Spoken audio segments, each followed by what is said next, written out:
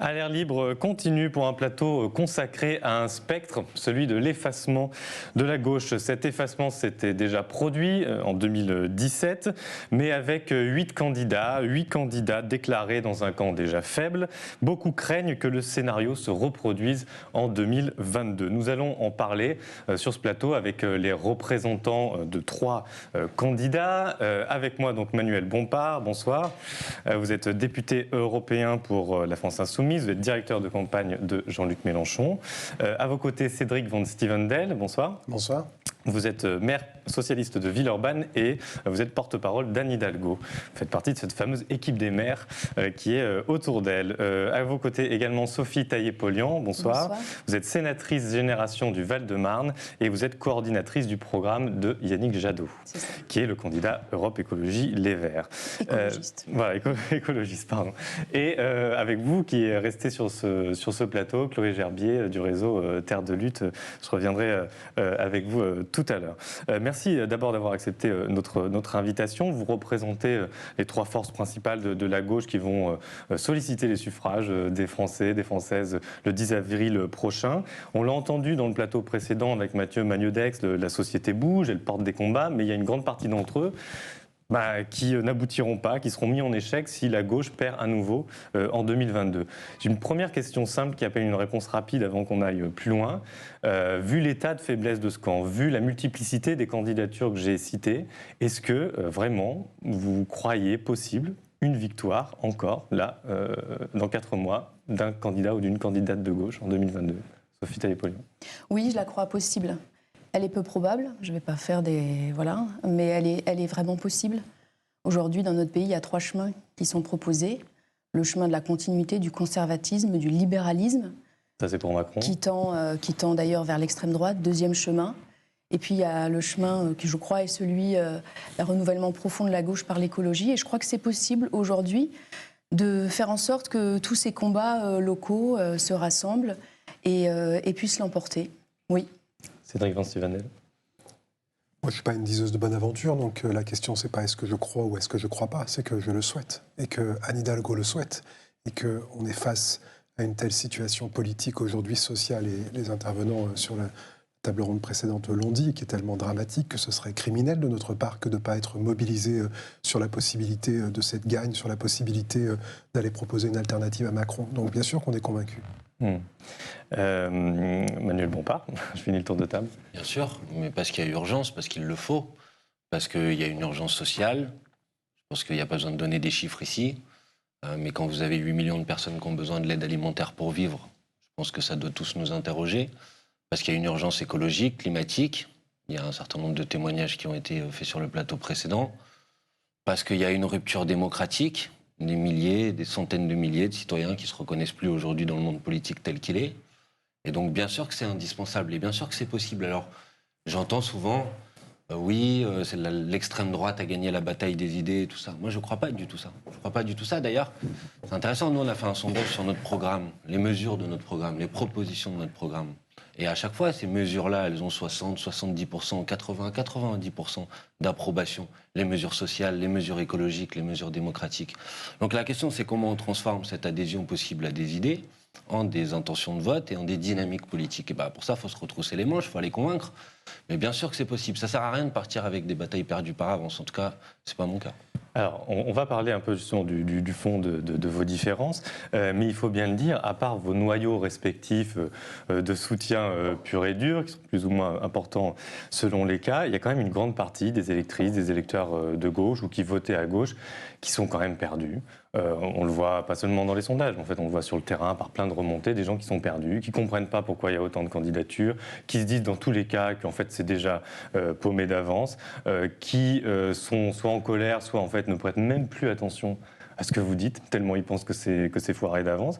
Si là, ce soir, vous avez 2 minutes pour convaincre celles et ceux d'entre eux qui nous regardent de s'intéresser à la campagne et à votre candidat, qu'est-ce que vous avez à leur dire ? Cédric Van Stevendel. Je crois qu'aujourd'hui, ce qu'on paye, en fait, c'est qu'on avait, à un moment, intégré une forme d'impuissance du politique, en disant le politique ne peut pas tout, en disant il y a des sujets sur lesquels on n'est pas capable d'intervenir, en se faisant finalement rattrapé par une forme de réalisme politique. Et aujourd'hui, il y a un besoin et une envie de radicalité, pas forcément celle qui a été évoquée précédemment autour de questions de révolution, en tout cas ce n'est pas ce que porte Anne Hidalgo, mais autour d'une forme de radicalité. Bien sûr, on défend un modèle de social-démocratie, mais ce modèle de social-démocratie, trop souvent, il a été associé à une forme de ventre mou, c'est-à-dire qu'au prétexte d'être réaliste dans nos choix, on n'allait pas mener les combats sociaux qui étaient nécessaires. Et aujourd'hui, ce que les électrices et les électeurs attendent, ce qui sont de moins en moins nombreux, donc plutôt ce que les Françaises et les Français attendent, c'est de sortir de cette impuissance au quotidien, de sortir d'une impuissance sur le chômage, de sortir d'une impuissance sur une éducation qui finalement plombe dès l'endroit où on rentre à l'école et qui détermine à l'avance ce qu'on va devenir. Et moi, c'est cela qui nous motive. Et vous dites tout à l'heure, c'est l'équipe de France des maires. On s'en fiche de l'équipe de France des maires. Ce qui est intéressant, c'est qu'il y a des endroits où ça marche. Et que ce serait criminel de notre part de ne pas se dire qu'est-ce qui fonctionne localement, qu'est-ce qui fait que, y compris... Pardon Manuel Bompard, qu'est-ce qui fait qu'on est capable de se mettre d'accord sur des villes et sur des grandes villes, pas sur des petites villes, pour arriver à répondre à ces défis sociaux, économiques? C'est l'Union de la gauche. Oui, mais je ne vais pas faire de Villeurbanne une spécificité. D'abord, il y a d'autres villes qui se sont mobilisées, mais en tout cas, moi, ce que je vois, c'est qu'il y a des endroits où on arrive à se mettre d'accord. Bien sûr, on a un certain nombre de divergences, mais je crois que ce sur quoi nous sommes d'accord, c'est qu'il faut sortir d'une impuissance du politique. C'est ça qu'on nous critique aujourd'hui. Le tour de table, mais une petite relance quand même. Comment est-ce que ce discours-là, il est audible quand on a votre candidate, Anne Hidalgo, qui s'affiche avec François Hollande, qui est celui dont le quinquennat a été le tremplin d'Emmanuel Macron que vous combattez aujourd'hui, et qui est celui dont le quinquennat a détruit le PS, et une bonne partie de la gauche par contre-coup? Je crois qu'aujourd'hui, ce n'est pas parce que Anne Hidalgo s'affiche avec François Hollande qu'elle en accepte le bilan. Et je crois qu'on a été clairs, les uns ou les autres, notamment sur la déchéance de nationalité, sur un certain nombre de mesures qui étaient, je l'ai dit tout à l'heure dans mon introduction, beaucoup trop articulé avec un réalisme qui finalement nous a éloignés d'une radicalité nécessaire sur les transformations économiques et sociales. Et moi, en tout cas, aujourd'hui, je ne soutiens pas François Hollande, je soutiens Anne Hidalgo avec un certain nombre d'élus locaux qui sont mobilisés sur ces combats. Je continue le tour de table sur la même question, Manuel Bompard. Bon, moi, j'ai envie de dire aux gens, vous pensez que la gauche, elle a déçu, vous avez raison. Elle a déçu. Elle a déçu notamment, ça vient d'être évoqué dans la mandature précédente. Vous pensez que la politique, elle n'est pas faite pour vous, que vous n'êtes pas entendu, que vous n'êtes pas écouté, que vous n'avez pas le pouvoir d'agir dans les institutions de la Ve République. Vous avez raison. Vous pensez qu'il y a une urgence à agir en matière climatique et que toutes les politiques des dirigeants politiques en place aujourd'hui ne sont pas à la hauteur de cette urgence. Vous avez raison. La question, c'est maintenant comment on fait pour faire en sorte que maintenant ça devienne des réalités. On peut contester, c'est mon cas, le système de la Ve République, l'élection présidentielle, le fait que pour arriver à déverrouiller ce système, il faut prendre le pouvoir dans le système de la Ve République. Donc j'ai envie juste de leur dire... en gros, il n'y a pas le choix, faut allez dans la campagne, retroussez-vous les manches, regardez les programmes, quels sont les candidats avec lesquels vous avez le plus de proximité. J'ai entendu dire tout à l'heure, est-ce que vous portez un programme de rupture? Oui, je pense que si on ne porte pas un programme de rupture, aujourd'hui, on n'est pas à la hauteur de ces urgences-là. Mais c'est comme ça, si on veut arriver à passer à la 6e République, il faut prendre le pouvoir dans le cadre de la 5e République. Donc il faut y aller. Et il faut y aller, pas partir perdant, parce que si on part perdant, à la fin, c'est une prophétie autoréalisatrice. Si on dit tous qu'on va perdre à la fin, ouais, on va perdre. Moi, je ne crois pas qu'on va perdre. Sophie Taillé-Polian, il faut qu'on se mouille le maillot. Pour Yannick Jadot, sur cette question de tous ceux qui sont désorientés aujourd'hui, qui ne comprennent plus ce paysage. Je crois qu'il y a une nécessité de vraiment renouveler la gauche en profondeur, parce qu'effectivement, il y a eu des expériences très malheureuses, très négatives, qui ont été vécues à juste titre sur bien des aspects comme une trahison. Je crois qu'il faut la renouveler et que le projet de l'écologie politique il permet de la renouveler.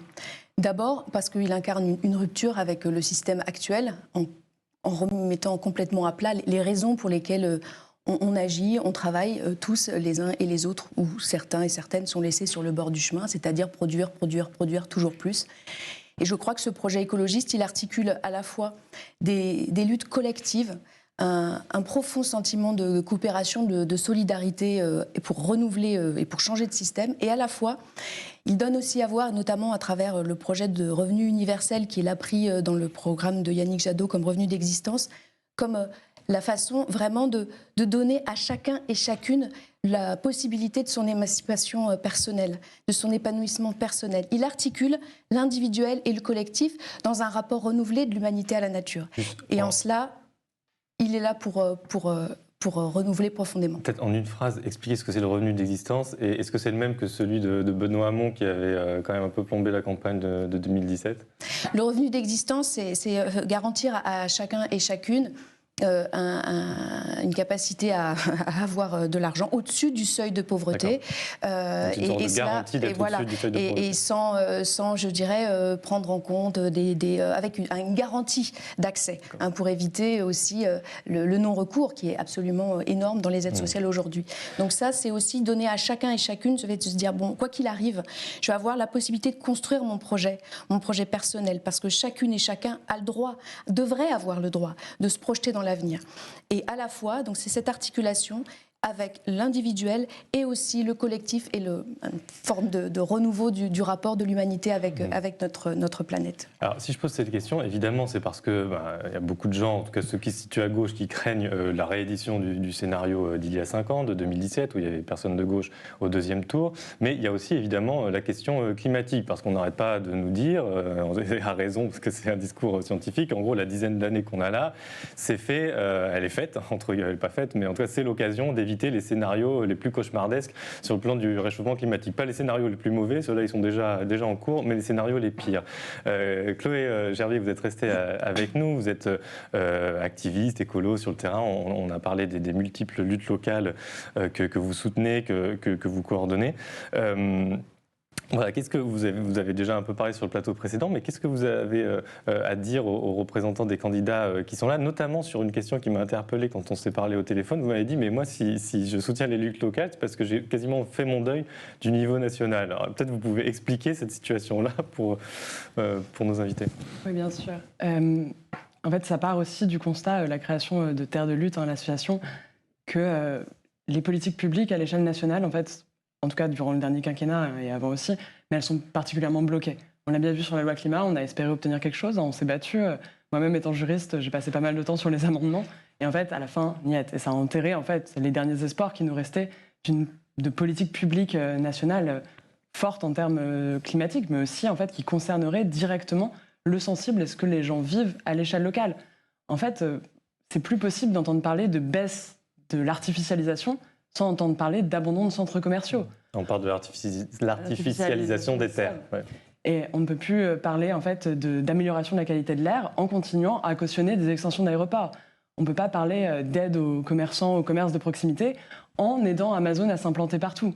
En fait, on a complètement une rupture entre les politiques publiques dont on parle sur les plateaux de l'urgence climatique, etc., et ce qui est vécu au quotidien par des personnes qui voient des projets s'implanter. Il y a des zones entières qui sont sacrifiées, où les installations classées, les industries se multiplient, la qualité de l'air sombre, les enfants développent de l'asthme. On a réellement des problèmes qui sont quotidiens et d'environnement proche, qui sont énormes et dont on ne parle jamais. Et en fait, aujourd'hui, on nous parle d'urgence, de degrés, d'artificialisation de zones. En fait, moi, j'aimerais qu'on commence à nommer les projets, à les chiffrer, ceux qu'on abandonne. Et c'est ça, en fait, qu'on attend. Et pour autant, ça n'arrive pas. C'est pour ça que nous, sur le terrain, en fait, on va chercher ces victoires-là. On va provoquer cet abandon. Parce qu'on n'a plus le choix, on ne peut plus attendre. Je vous ferai réagir si vous le désirez, mais juste une dernière question. Est-ce que on en parlait tout à l'heure, voilà, de la division, la fragmentation de cet espace de gauche, on va dire, pour simplifier. Est-ce que vous la comprenez, en tout cas au niveau national, cette fragmentation? Est-ce que pour vous, elle fait sens? Vous comprenez pourquoi il y a plusieurs candidatures? Ou est-ce que ça vous paraît un peu nébuleux, comme le disait un autre invité qui espérait un candidat unique? Moi, j'ai beaucoup de mal à comprendre la fracture. Et en fait, on en parlait juste avant, mais on voit aussi, et je rejoins le discours là sur les villes, qu'en fait, au plus proche et au local, on arrive à s'unir parce qu'on comprend très vite qu'en fait, on ne peut pas opposer emploi et écologie et on ne peut pas opposer ces intérêts-là.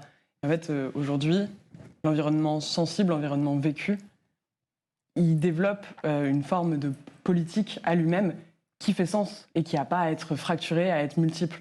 Donc non, je pense qu'aujourd'hui, je ne comprends pas, mais en même temps, encore une fois, je pense que j'ai arrêté d'essayer de comprendre. Une réaction?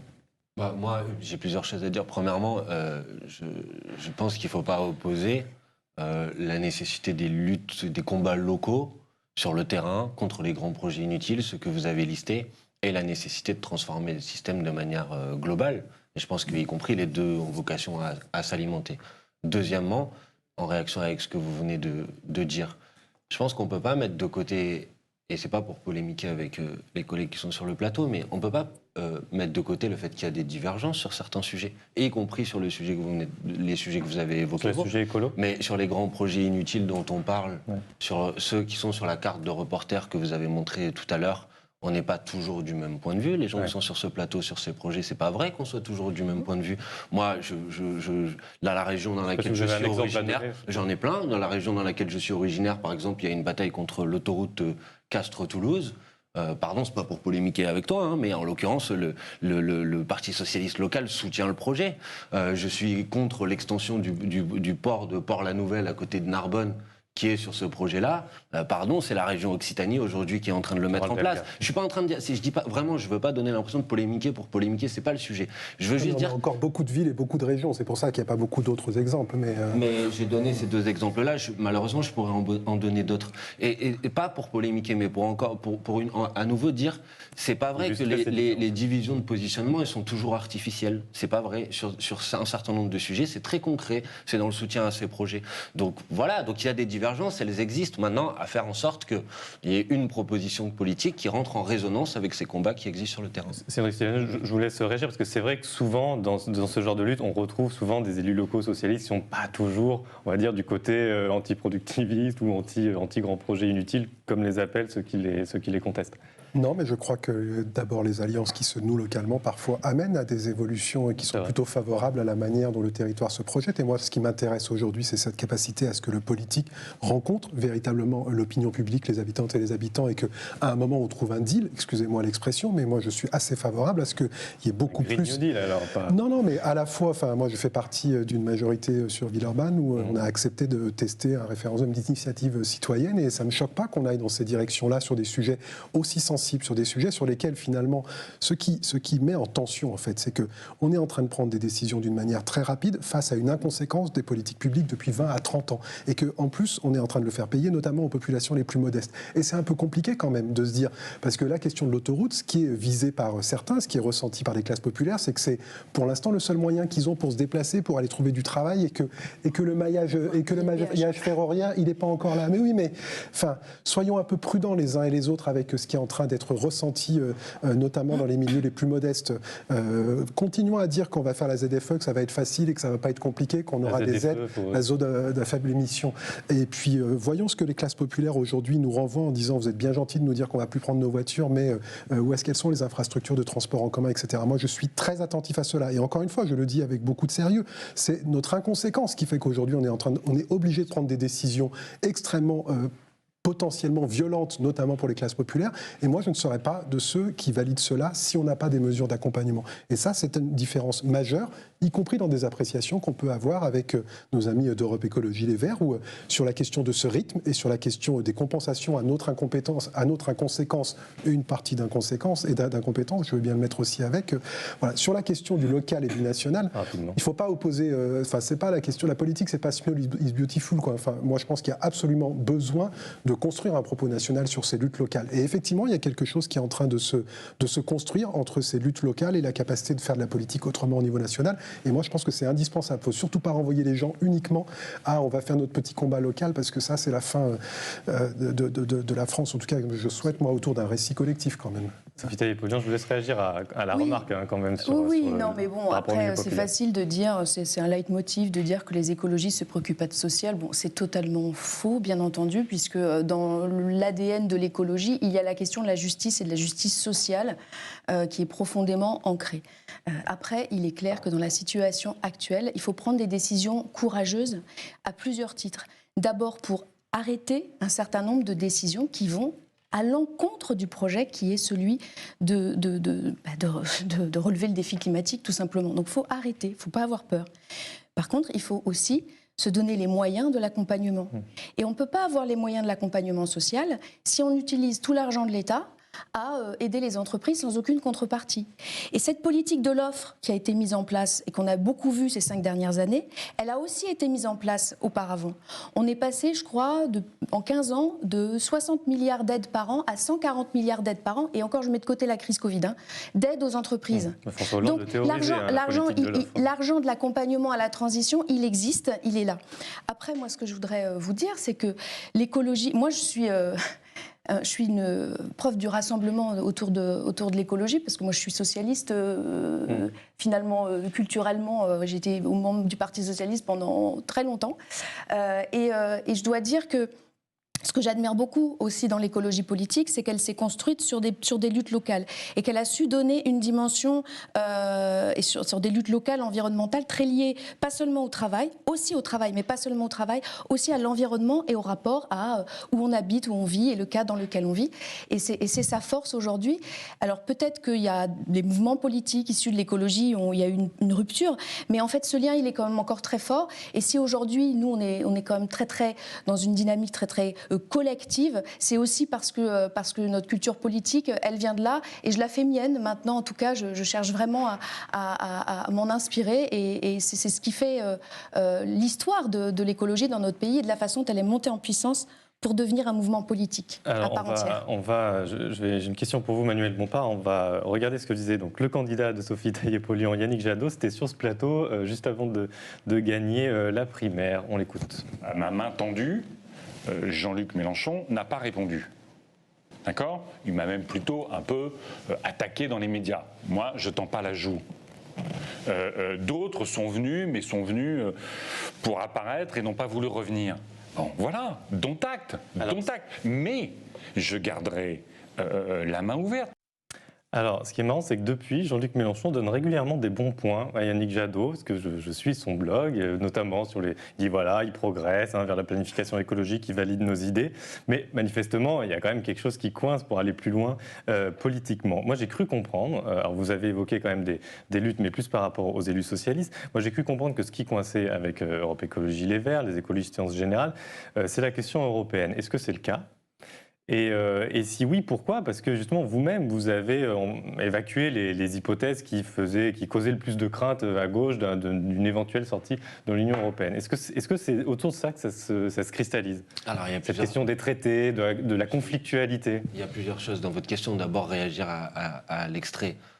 Bon, je comprends qu'il faille faire de la communication sur la question du rassemblement et de l'unité, mais inviter à une réunion pour à la fin dire que finalement, si on veut être dans un candidat de rassemblement, il faut soutenir le candidat qui est à l'initiative de cette réunion, en l'occurrence Yannick Jadot. Je ne suis pas sûr qu'en soi, ça soit un signe qui démontre une volonté de rechercher l'unité. C'est sans doute une volonté de poser un acte qui ensuite peut être utilisé dans une campagne de communication pour dire qu'on est plus unitaire que les autres. Je ne trouve pas ça honnêtement très intéressant. Je trouve plus intéressant, sur le fond, justement. Voilà, je trouve plus intéressant de se poser, de venir sur les questions de fond. Oui, la question européenne, c'est une question qui divise à gauche, mais ce n'est pas nouveau. En quoi précisément ? Je vais y venir. Avec Yannick Jadot, c'est quoi votre Elle a différence divisé en 2005 et la question du traité constitutionnel européen, elle a juste fracturé de ce point de vue-là la gauche. Donc on ne peut pas faire comme si cette question n'était pas importante. Nous, ce que nous disons sur la question européenne, c'est très simple. C'est de dire, on a un programme. Comment on fait en sorte que si ce programme, il arrive au pouvoir, aux responsabilités, il va se heurter, il va être confronté à des verrous qui sont dans les règles européennes. Quelle est notre stratégie pour contourner ces verrous ? Et nous avons mis sur la table un certain nombre d'éléments de stratégie. Et ces éléments de stratégie, ils s'appuient sur de la désobéissance, ils s'appuient sur du rapport de force, et ils s'appuient sur des capacités à sortir d'un certain nombre de programmes, de règles, de faire des opt-out, comme on dit, sur un certain nombre de programmes, parce qu'ils ne nous permettent pas de régler de mettre en place tout simplement ces fameuses désobéissances unilatérales. Exactement, qui existent sur un certain nombre de programmes. Bon, et ben sur cette question-là, pour l'instant, mais je vais laisser parler ensuite les autres représentants. Sur cette question-là, pour l'instant, je trouve qu'il y a à gauche le sentiment que finalement la question européenne n'est pas pensée, que on se dit, comme ça a été fait d'ailleurs par François Hollande, puisqu'on parlait de lui tout à l'heure, vous inquiétez pas, votez pour moi et après tout va changer, on va faire l'Europe sociale, on va renégocier les traités, etc. Et puis on arrive aux responsabilités au pouvoir et on le fait pas. Et après ça crée de la désespérance, ça crée de la désillusion et après on se pose la question de savoir pourquoi la gauche est faible dans les sondages. Mais parce que les catégories populaires en particulier, elles y croient plus. Parce que ça fait 30 ans qu'on leur dit que ça va être l'Europe sociale demain si on gagne et qu'à la fin ce n'est pas le cas. Et donc il faut une stratégie sérieuse, raisonnable, mais qui n'a pas peur de poser des éléments de confrontation. Et c'est ce que je ne retrouve pas aujourd'hui dans le programme des autres candidats. On a compris. Sophie Taillé-Polian, je vous laisse réagir et vous laisser dire aussi, est-ce que c'est cette question d'ailleurs qui peut poser problème entre vous ? Est-ce qu'il y a d'autres choses ? Je dis ça parce que récemment, donc Yannick Jadot a donné plusieurs interviews, dont une au journal du dimanche. Je crois qu'on va la voir s'afficher. Alors les mots choisis sont pas au hasard. On vient de voir le titre, mais là on voit la phrase en entier. Il dit voilà, je dis à tous les socialistes, tous les progressistes, tous rejoignez-nous. On voit bien que c'est un vocabulaire qui ne s'adresse pas directement aux insoumis. Globalement, à chaque fois qu'il propose l'union récemment, il n'a pas l'air de vouloir parler à l'espace insoumis. Qu'est-ce qui bloque, en fait? Non, mais moi, je ne crois pas qu'il y ait de choses qui bloquent particulièrement. Mais quand il a organisé cette réunion du 17 avril, on peut toujours la qualifier de ci ou de ça. Mais enfin, c'est une initiative qui a quand même existé. Et c'est vrai que les différents candidats qui étaient alors déclarés, notamment Anne Hidalgo, est venu. Jean-Luc Mélenchon s'est fait représenter par Éric Coquerel. Moi, je regrette qu'il ne soit pas venu. Mais ce que je voyais sur l'Europe, il est bien évident que les traités actuels ne sont pas satisfaisants. Et il est bien évident aussi qu'il ne faut certainement pas commencer à raconter qu'on va être élu et puis après, vous allez voir ce que vous allez voir, comme a fait François Hollande. Et au lendemain de son élection, il est allé voir Angela Merkel et le renoncement a commencé sur ces questions. Donc il y a des batailles à mener, effectivement. Et il y a une opportunité là, maintenant, de renégociation de la façon dont les traités, et notamment la question du cadre budgétaire qui nous ligote, doit être repensée. On est après une crise Covid, et là, il faudra être extrêmement puissant, fort, ferme sur le fait qu'il faut arrêter de considérer la dépense publique comme un problème. Et il y a des possibilités aujourd'hui dans les traités pour faire sortir des calculs un certain nombre et de nombreuses dépenses qui sont socialement et écologiquement utiles. Et donc ce sont des combats qui doivent être menés, mais haut et fort. Et il est évident que c'est des choses... Jusqu'au point de la désobéissance, parce que le point de Manuel Bompard, c'est de dire, bon, bah, si on n'est pas entendu, on fait quoi? Mais la France, elle a désobéi sans arrêt. Je veux dire, elle a désobéi sur des questions budgétaires, sur des questions budgétaires notamment, mais il faut qu'elle le fasse bien plus fortement. C'est-à-dire qu'il faut qu'elle arrête de faire semblant, de dire oui, d'un côté, en envoyant des programmes de stabilité, vous inquiétez pas, on va revenir dans le rang. Non, il faut qu'elle affirme et elle assume le fait que pour nous aujourd'hui, il faut une dépense publique de qualité pour faire en sorte que la transition écologique ait lieu sans dégâts sociaux et au contraire avec plus de justice. Cédric Vincilène, je vous reste réagir là-dessus. Moi, j'étais à Blois quand les universités d'été du PS, là, j'étais pas en tant que membre, moi j'étais en tant que journaliste, et donc dans l'audience, j'entendais des représentants socialistes, notamment une eurodéputée, qui étaient formidable, on va avoir un chancelier allemand qui s'appelle Olaf Scholz, qui est social-démocrate. Le problème, c'est qu'il est affublé d'un ministre des Finances libéral qui a d'ores et déjà dit, mais attendez, nous, les règles budgétaires strictes, ça vaudra en Allemagne et ça devra continuer en Europe. Et on retrouve le problème que soulevait Emmanuel Bompard, c'est ce fameux mythe de l'Europe sociale. C'est vrai qu'il a été usé jusqu'à la corde. Est-ce qu'elle a quelque chose de nouveau à dire là-dessus, Anne Hidalgo? Je sais que la France est un grand pays, mais je vous rappelle que ce n'est pas les députés français qui font la majorité au Parlement européen. Ça, c'est sûr. Et qu'aujourd'hui, ça fait presque 30 ans que la majorité, elle est PPE, et donc elle est à droite. Tout à fait. Et donc moi, je veux bien qu'on fasse ici ce soir le bilan d'Hollande. Je n'avais pas compris que c'était le sujet de l'émission, mais...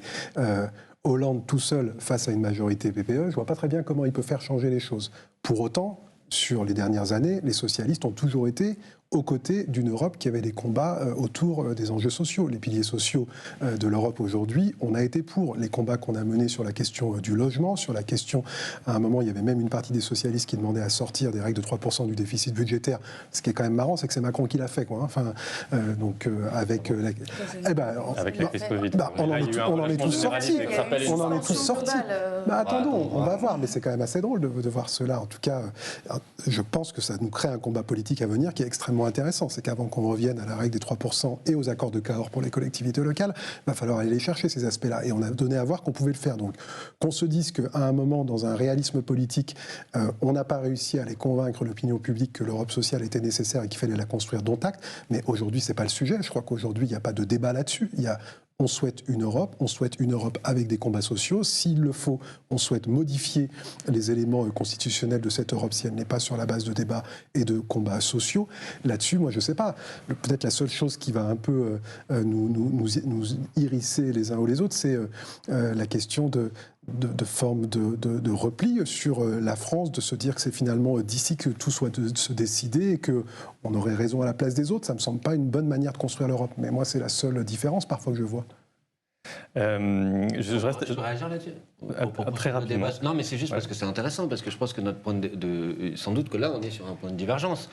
C'est-à-dire que si vous dites, en vérité, tant qu'on n'aura pas une majorité au Parlement européen, ou tant qu'on n'aura pas une majorité des responsables, des chefs d'État membres au sein de l'Union européenne pour rompre avec ce que moi j'appelle l'Europe austéritaire, c'est-à-dire une Europe dans laquelle les politiques économiques libérales que l'on combat sont inscrites dans le marbre des traités. Si vous dites tant qu'on n'a pas cette majorité, on ne pourra pas Manuel, faire cette rupture-là, au fait mais on va faire attendre porter très le bilan de longtemps. François Hollande. Je dis On juste va à un attendre très moment. longtemps. Oui, mais François Hollande, s'il pensait qu'il ne pouvait pas le faire, il ne fallait pas qu'il le dise. Alors, mais si on attend d'avoir ça, mais parce qu'on parle tous d'urgence, parce que c'est intéressant, tout le monde dit urgence climatique. Le problème, c'est que vous prenez par exemple, tout le monde dit ici les propositions de la Convention citoyenne pour le climat, on est tous d'accord, etc. Le problème, c'est qu'au moins plus de la moitié d'entre elles sont incompatibles avec les traités européens. Donc qu'est-ce qu'on fait ?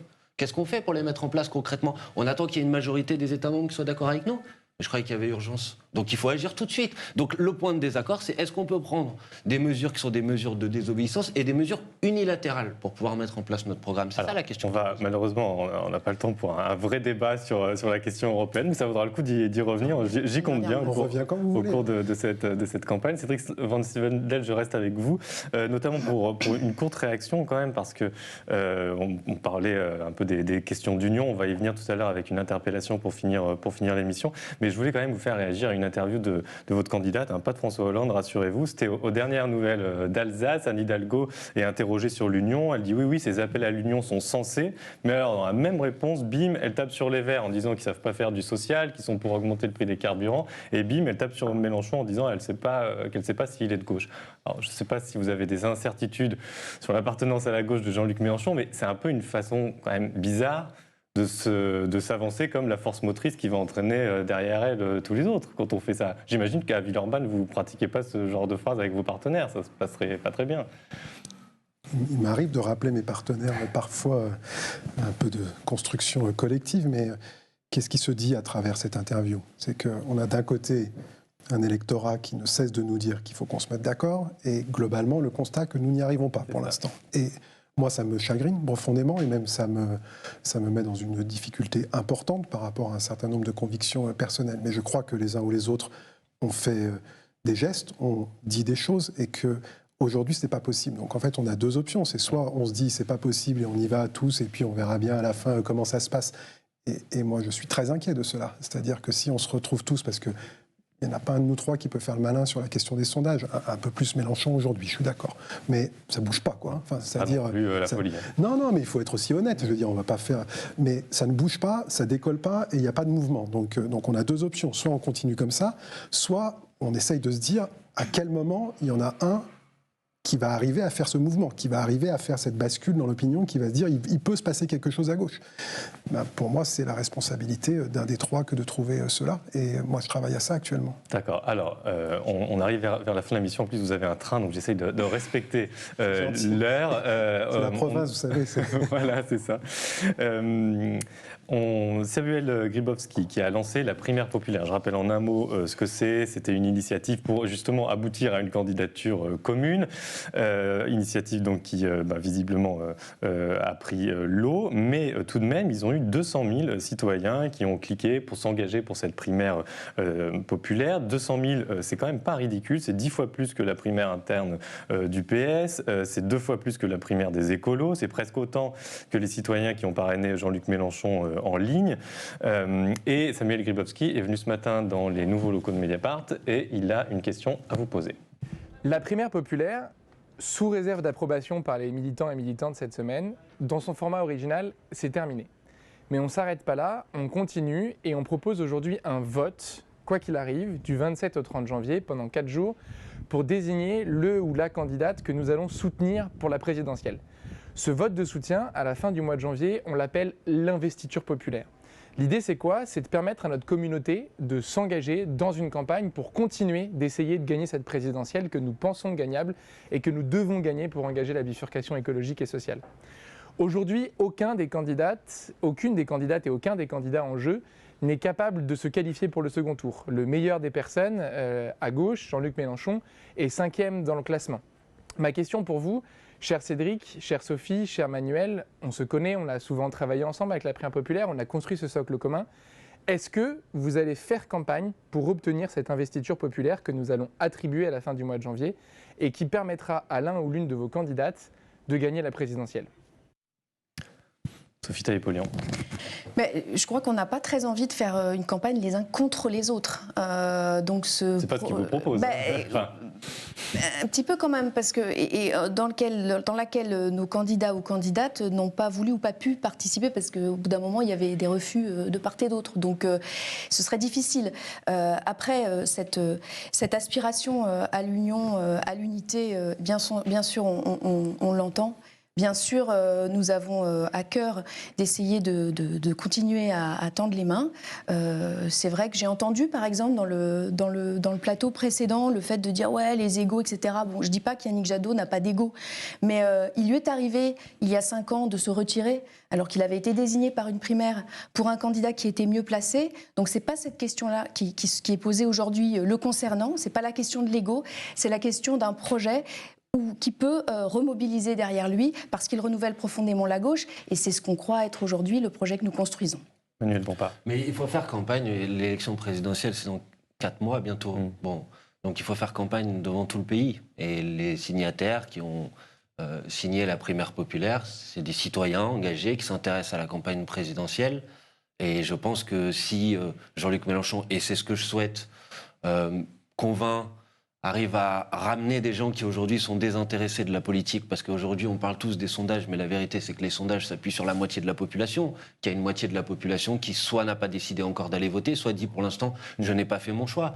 La question qui est posée, c'est que si on arrive à parler à ces gens-là, à leur faire croire au fait qu'il y a un avenir, une alternative possible, qu'on n'est pas condamné à un débat politique qui est monopolisé par la droite et l'extrême droite. Si on est en capacité de faire ça, de ramener en particulier les catégories populaires, celles et ceux qui n'ont pas le temps, parce qu'ils galèrent pour finir les fins de mois, parce qu'ils sont inquiets du réchauffement climatique, parce qu'ils ne se sentent pas représentés dans le système politique actuel. Je pense que ces mots d'ordre-là, par exemple, je crois que les personnes qui ont souhaité participer à la primaire populaire, ils seront sensibles. Donc c'est une manière de faire campagne auprès d'eux, bien évidemment. D'abord, beaucoup de respect pour la démarche et puis les 213 000, je crois, qui se sont inscrits, parce que je pense qu'ils envoient un signal à la gauche. Ils sont un peu des lanceurs d'alerte sur notre difficulté à nous mettre d'accord. Pour autant, la question qui est posée, c'est est-ce que vous allez faire campagne pour cette investiture ? Je vais rejoindre Manuel Bompard. On va faire campagne devant toutes les Françaises et tous les Français, parce qu'on a besoin que l'un ou l'autre, l'une ou l'autre d'entre nous, se dégage dans ce qui est devant nous, parce que ça sera le seul moyen qu'on arrive à se retrouver au 2e tour et à mettre fin à 5 ans, puisque vous m'avez dit François Hollande et tout ça. Je vous rappelle que le bilan de François Hollande, celles et ceux qui étaient les plus pauvres ont vu leur pouvoir d'achat s'améliorer. Sous Macron, c'est pas ça qui s'est passé. Et moi, c'est ça qui me préoccupe. C'est pas la question du bilan de Hollande, c'est que sous Macron, ce sont les plus riches qui se sont enrichis. Sous Macron, on a renoncé à tous nos idéaux de fraternité, à tous nos idéaux d'un peu plus de justice sociale, à tous nos idéaux de transformation écologique avec cette convention citoyenne pour le climat qui était une farce finalement. Voilà. Et je crois que sur les territoires, dans nos partis politiques, il y a des femmes, il y a des hommes qui ont envie de se lever, qui ont envie d'y aller à ce combat. Et j'espère qu'on trouvera un espace. Et si on le trouve pas, de toute façon, on sera obligé de reconstruire quelque chose après et on se retrouvera. Alors, en une phrase, pour conclure, est-ce qu'on peut imaginer, parce que là, on ne vous saoulerait pas avec les questions d'union, si on avait une proportionnelle dans ce pays où chacun pourrait se compter et avoir des élus en proportion du poids qu'il a dans les urnes. Est-ce qu'on peut imaginer, après 2022, quoi qu'il arrive, une sorte de, justement, là, de front commun pour enfin avoir une réforme institutionnelle dans ce pays, ne serait-ce que le mode de scrutin qui changerait tout ? Bien sûr que si on a un problème aujourd'hui, c'est aussi parce qu'on a tout un système en fait qui s'oppose à nous. Et le présidentialisme, évidemment, c'est la face la plus importante, mais il y a tant d'autres choses qui nuisent à la capacité de cette démocratie d'être revitalisée. Donc, bien sûr qu'il faut que ce débat et que ces combats aient lieu et puissent l'emporter. C'est quand même un frein absolument gigantesque face à nous. Mais vous êtes pour la 6e République, donc je... Oui, mais justement, je pense que et ça peut être un point de nuance ou de divergence qu'on peut avoir aussi. Je pense que la question qui est posée, c'est est-ce qu'on fait une 6e République avec quelques aménagements à la marge, ou est-ce qu'on dit notre démocratie est malade, les gens ne vont plus voter parce qu'ils ne croient plus aux règles du jeu, donc on prend la chose à bras-le-corps et on réécrit ensemble les règles du jeu. C'est ça l'idée de la constituante, qui est un point fort du programme de Jean-Luc Mélenchon, et c'est un point qui nous est très important. Comme en 2017, Cédric Vancivanel, la proportionnelle, ça va être dans le programme d'Anne Hidalgo ou pas ? C'est pas encore précisé, je ne vais pas faire des annonces en avance, mais par contre, la question de revoir profondément nos modes de désignation et notre démocratie, ça me semble clé, et là-dessus au moins on se rejoint, pas forcément jusqu'à la 6e République ou la Constituante, mais enfin, on ne peut pas rester dans l'état actuel dans lequel on est. Merci beaucoup à tous les trois. Merci beaucoup à Chloé d'être restée avec nous sur ce plateau. À l'air libre, c'est fini pour ce soir. Lundi, vous retrouvez Christophe Gueugnaud aux manettes. Merci à toute l'équipe d'À l'air libre, à l'équipe technique également. Et n'oubliez pas notre offre spéciale jusqu'à la fin de la semaine. 10 mois, 10 € pour pouvoir suivre la présidentielle sur Mediapart. Bonne soirée, bon week-end, à bientôt.